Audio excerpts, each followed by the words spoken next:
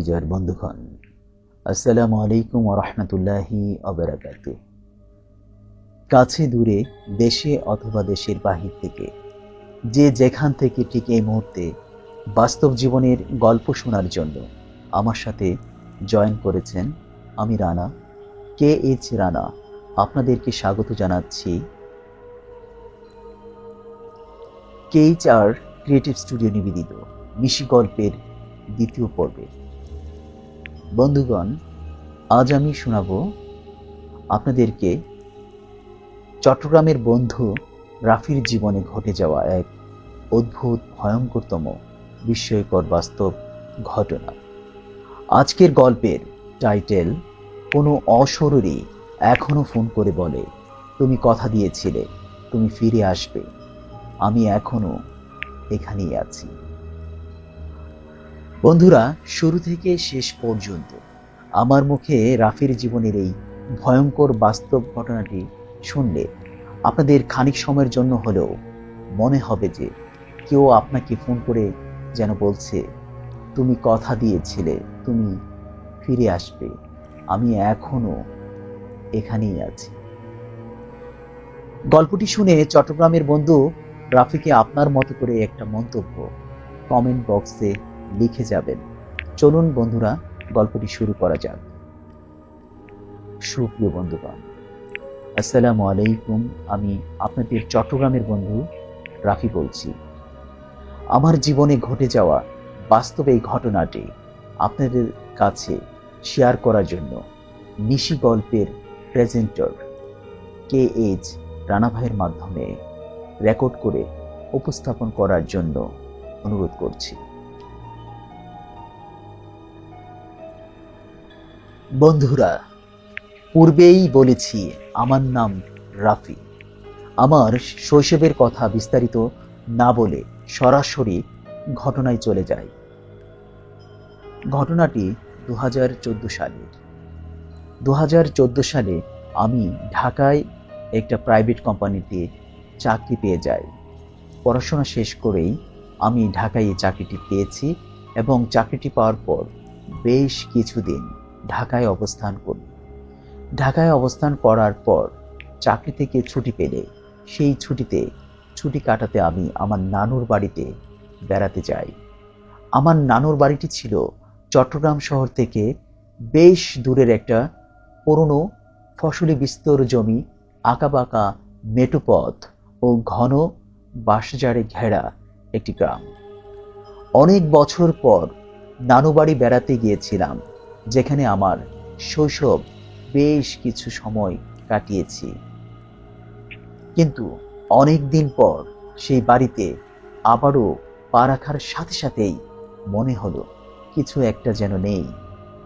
যাই হোক, দুপুরে খাবার শেষ করে হালকা ভাত ঘুম দিয়ে শেষ বিকেলে নানুকে নিয়ে আমার নানা বাড়ির বিভিন্ন ফসলি জমিসহ আশেপাশের এলাকাটি ঘুরে দেখতে বের হই। নানুবাড়ির অদূরে সেই মাঠে ঘুরতে গিয়ে ফসলি সবুজ মাঠ আর চারপাশে সুনিন্দন সুন্দরের মাঝখানে সুনিপন প্রকৃতির আঁকা মাঠে যেন আমি হারিয়ে যাই। ঘুরে দেখতে দেখতে কখন যে সন্ধ্যা নেমে আসে তার বুঝতে পারিনি। একে তো গ্রাম, তার উপর মেঠোপথ, আবার নেমে গেল সন্ধ্যা। চারিদিক থেকে যেন এক শুনশান নীরবতা আমাদেরকে ক্রাশ করতে চাইছে। রাস্তায় খুব একটা মানুষের দেখা মিলল না। আমিও নানু সেই মেঠোপথ ধরে নানু বাড়িতে ফিরতে শুরু করলাম। ফেরার পথে রাস্তার পাশে পড়ে একটা সেই বিশাল সুপুরনো কবরস্থান, যা দেখলে অনেকেই গা ছমছম করে উঠবে, কেননা কবরস্থানটি বেশ পুরনো এবং ঝোপঝাড়ে ঘেরা, যেন এক আঁধারপুরী। যাই হোক, সেই কবরস্থানটি যখন আমরা পেরিয়ে আসছি, ঠিক তখনই শুনি কে যেন নাকি সুরে কাঁদছে, আর আমাদেরকে চারপাশে এক মোহিত করছে করুণ সুকরুণ কান্নার সুর। সেই কান্নার সুরকে লক্ষ্য করে আমরা খুঁজতে শুরু করলাম কে এখানে কবরস্থানের পাশে বসে কাঁদছে, কিন্তু কাউকে কোথাও দেখতে পেলাম না। আমরা ডাকলাম, কে কে এখানে? কেউ কোনো সাড়া শব্দ দিল না। তারপর আমরা কিছুটা চমকে গেলাম, এখানে কে কাঁদে, অথচ কাউকেই তো আমরা দেখতে পাচ্ছি না। মনের ভিতরে এক ভয় সঞ্চার হতে লাগলো। আমরা ভয়ে তাৎক্ষণিক ওই জায়গা ছেড়ে সামনের দিকে এগোতে শুরু করি। আমি এবং নানু একসাথে খুব দ্রুত ওই স্থানটি ত্যাগ করে সামনের দিকে এগোতে থাকি। সামনেই রয়েছে গুনিন বাড়ির বিশাল ফল বাগান। সেই ফল বাগানের মধ্যে দিয়েই চলে গিয়েছে এই রাস্তাটি, এবং রাস্তাটি গিয়ে মিশেছে আমার নানুর গ্রামে। আমাদের গ্রামে যেতে হলে এই বিশাল গুনিন বাড়ির বাগানের মধ্যে দিয়ে যেতে হবে। আমরা যখন বাগানের ঠিক মাঝখানে, তখনই শুনতে পেলাম আবার সেই কান্না। কে যেন করুণ সুরে কাঁদছে, আর অত্যন্ত দুঃখী সুরে একটি মেয়ে যেন তার কান্নার মধ্য দিয়ে কিছু বলতে চাইছে। আবারও আমি ও নানু কে কে বলে চিৎকার করলাম। আশেপাশে খুঁজে দেখলাম, কিন্তু কাউকে দেখতে পেলাম না। তখন প্রচন্ড ভয় পেয়ে দুজন ধোঁয়া পড়তে পড়তে প্রায় দৌড়িয়ে সে স্থান ত্যাগ করে গ্রামে প্রবেশ করলাম। রাত নামতেই বাতাস যেন ভারী হয়ে উঠল। আমি আমার নানু বাড়ির নানার সেই পুরনো ঘরটিতে উঠলাম এবং সেই করেই রেস্ট নিতে থাকলাম। কিছুক্ষণ পর নানুর ঘরে গিয়ে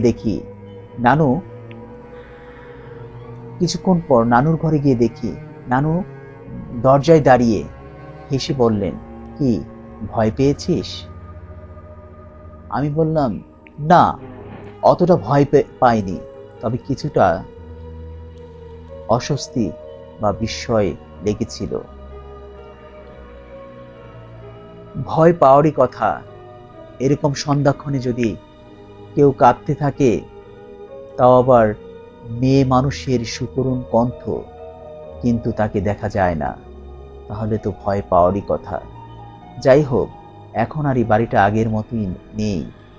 বাড়িতে সবকিছুই আগের মতো আছে, শুধু কিছু ডাক এখন নতুন করে শোনা যায়। আমি বিষয়টা হালকে নিয়েছিলাম। ভেবেছিলাম হয়তো নানু আমার সাথে দুষ্টুমি করছে, কিন্তু ওই রাতেই সব বদলে গেল। রাত 2:17। আমি গভীর ঘুমে ছিলাম। আচমকা ফোনের রিংটনে ঘুম ভেঙে যায়। মোবাইল হাতে নিয়ে দেখি রাত 2:17। একটা অজানা নম্বর থেকে কল এসে আমার ঘুম ভাঙিয়ে দিল। ভাবলাম, এ রাতে কে ফোন দিল? কলটা ধরলাম। হ্যালো। কোনো উত্তর নেই। সেকেন্ড 2 পরে এক নারী কণ্ঠ শোনা গেল। ভেঙে ভেঙে বলা এক কণ্ঠ, যেন কাঁদতে কাঁদতে কথা বলছে। তুমি কথা দিয়েছিলে তুমি ফিরে আসবে, আমি এখনো এখানেই আছি। আবারও বলে উঠল কণ্ঠটি, কাঁদতে কাঁদতে বলছে, তুমি কথা দিয়েছিলে তুমি ফিরে আসবে, আমি এখনো এখানেই আছি। কলটি কেটে যায়। আমি স্তব্ধ হয়ে বসে থাকি। কে হতে পারে? এই নম্বর তো আমার ফোনে নেই। পরদিন সকালে আমি নানুকে সবই বলি। তিনি থেমে যান। কয়েক সেকেন্ড চুপচাপ থাকার পর নিচু গলায় বলেন, তুই কোন ঘরে ঘুমিয়েছিস? বললাম, নানার ঘরে। নানুর মুখ কঠিন হয়ে গেল। তিনি বলেন, ওই ঘরে কেউ থাকে না আজ প্রায় 20 বছর। ওই ঘরে তুই ঘুমোতে গিয়েছিস? ওই ঘরে তো শেষবার ঘুমিয়েছিল তোর খালামণি, যে রাতে সে। তিনি আর কিছু বলেননি। আমি বুঝে গেলাম ওটা শুধুই একটা ফোন কল না। আমার মনের মধ্যে একটা পুরনো স্মৃতি জেগে উঠল। আমার খালামণি রবির কথা। ছোটবেলায় আমরা খুব কাছের ছিলাম। আমি ওকে বলেছিলাম, তুমি চিন্তা করো না, আমি বড় হলে তোমাকে শহরে নিয়ে যাব। ওর চোখে তখন যে আলো দেখেছিলাম তা আমি এখনো ভুলিনি। কিন্তু আমি কথা রাখিনি। বড় হয়ে ব্যস্ত হয়ে গেছি শহরে জীবনে, আর ফিরে আসিনি এই নানুর বাড়িতে, না খালামণি রবির কাছে। না রাখা হলো আমার সেই প্রতিজ্ঞা। ভুলে গিয়েছিলাম আমার দেয়া কথা। এখন আমার সবই মনে পড়ে গেল। পরদিন সন্ধ্যায় হাসান চাচার কাছে যাই। তিনি বলেন, রুবি মেয়ে ছিল শান্ত, তবে নিজের কথা নিজের মধ্যেই রাখত। ও এক ছেলেকে ভালোবাসতো। ছেলেটা শহরে চলে গিয়ে আর ফিরল না। রবি তার জন্য অপেক্ষা করতে করতে এক রাতে গলায় দড়ি দিল। তিনি বলেন, ভালোবাসা যেখানে প্রতিজ্ঞা ভাঙে সেখানেই আত্মা থেকে যায়। কেউ কেউ চোখে দেখা যায় না, কিন্তু তারা ডাকে, বারবার ডাকে। আমি ওই রাতেই সিদ্ধান্ত নেই, এই বাড়ি আমি দ্রুতই ছাড়বো, এখানে আর একটি মুহূর্ত নয়।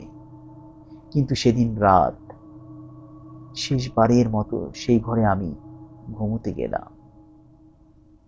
ঘুমের মাঝেই জানালার আওয়াজে জেগে উঠি। জানালাটা হঠাৎ খুলে গেল নিজে নিজেই।